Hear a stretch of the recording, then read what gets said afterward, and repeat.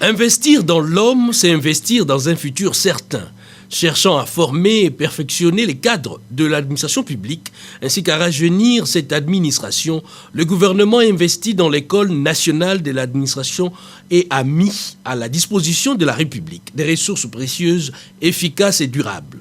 L'École nationale d'administration vient de fournir 96 finalistes de sa 2e promotion baptisée Laurent-Désiré Kabila. Il constitue à cet effet la colonne vertébrale d'une administration moderne. Le directeur général ad intérim situe les cadres de la cérémonie de séjour. L'École nationale d'administration, ENA en sigle, qui présente en ce jour sa 2e promotion baptisée Laurent-Désiré Kabila, fut créée par le décret numéro 13/013 du 16 avril 2013 et sa mission s'appuie sur 2 axes de la stratégie révisée de réforme et modernisation de l'administration publique, à savoir le rajeunissement du personnel de l'administration publique d'une part et l'assurance qualité, la formation et le renforcement des capacités des agents et fonctionnaires de l'État d'autre part. Nous exprimons notre reconnaissance à l'endroit du gouvernement de la République qui maintient une oreille attentive aux multiples requêtes soumises par notre institution pour faire face aux différentes dépenses. C'est ici le moment de mentionner également l'appui des partenaires techniques et financiers qui ont accompagné notre école tout au long de cette session, à savoir la coopération française, le Royaume de Belgique à travers l'Institut Egmont de Bruxelles et la coopération technique belge, le Royaume du Maroc à travers le ministère de la fonction publique, ainsi que l'École nationale supérieure d'administration. La Banque mondiale à travers le projet PRAP et Persega, ainsi que la Banque africaine de développement à travers le PMRH. L'ENA matérialise ainsi la vision du chef de l'État, Joseph Kabila Kabange, celle de la révolution de la modernité en mettant l'homme au centre des préoccupations de la nation. Les ministres de la fonction publique, gestionnaires techniques de cette école, tient à une administration compétente, efficace et compétitive. Pourquoi accorder une place de choix à la réforme de l'administration publique? La raison est simple et connue de nous tous, car sans administration publique, il n'y a pas d'État. Par conséquent, il n'y a pas d'efficacité de l'État et donc pas d'émergence du pays, encore moins de développement durable sans une administration publique efficace, sans une administration publique d'excellence. L'ENA a été créée avec pour mission principale de recruter, de former et de performer les cadres supérieurs des différents services de l'État.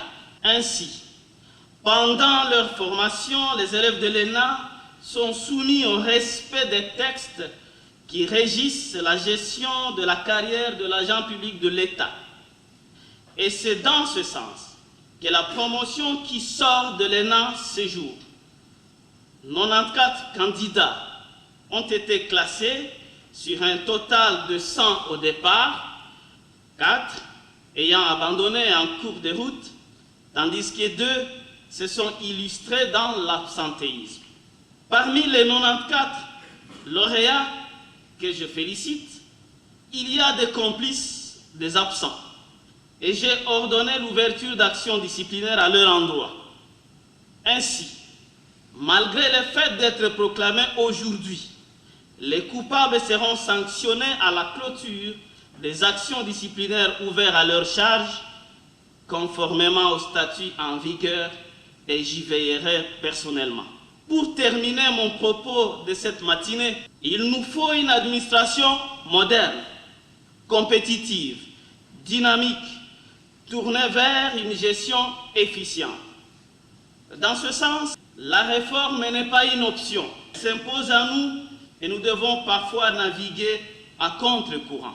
Tout ce que la réforme apporte et apportera comme amélioration de la qualité des services que nous rendons et que nous devons rendre aux usagers pour le développement durable de notre pays. Les énarques ont fait les diagnostics sur plusieurs secteurs porteurs de croissance de la vie nationale, comme la politique de l'électrification rurale et les hydrocarbures. Ils ont proposé la solution pour la relance. Satisfaits des efforts fournis par ces finalistes, les premiers ministres les appellent au respect de l'éthique et de l'excellence. L'ENA a produit sa première promotion. L'ENA est en train de produire la 2e promotion. Quel est le sens que nous donnons à l'ENA. Je dois vous dire en toute sincérité que nous sommes émerveillés par la qualité des produits de l'ENA, et c'est peut-être l'occasion pour féliciter le ministre de la fonction publique ainsi que les cadres de la direction générale de l'ENA. L'ENA, le ministre de la fonction publique l'a dit, doit être un produit d'excellence. Mais qu'est-ce que ça veut dire excellence? Nous ne devons pas banaliser les mots excellence. Excellence, ça veut dire la rareté, la qualité, la différence, la lumière. Chers énarques, vous êtes appelés à naviguer à contre-courant des habitudes qui plombent l'administration publique actuelle. Le chef de l'État, son Excellence, Monsieur le Président de la République, veut l'émergence de ce pays. Il ne peut le faire qu'avec l'appui d'une administration compétente dont vous êtes aujourd'hui la fondation qui s'émerge. Quelques membres du gouvernement étaient présents à la cérémonie, preuve d'une cohésion gouvernementale. Ils ont procédé à la remise des diplômes aux heureux finalistes. Les ministres de la fonction publique, satisfaits du bon résultat de l'École nationale d'administration, remercient les chefs de l'État qui en est les visionnaires. Un succès d'une action du gouvernement parce que la création de l'École nationale d'administration n'a pas été une chose facile et le chef de l'État s'est imposé dans sa vision pour que nous ayons cette école nationale d'administration. Et donc, comme vous le dites, un sentiment de satisfaction. Signalons par ailleurs que le coup d'envoi de la 3e promotion de l'ENA a été donné à cette même occasion.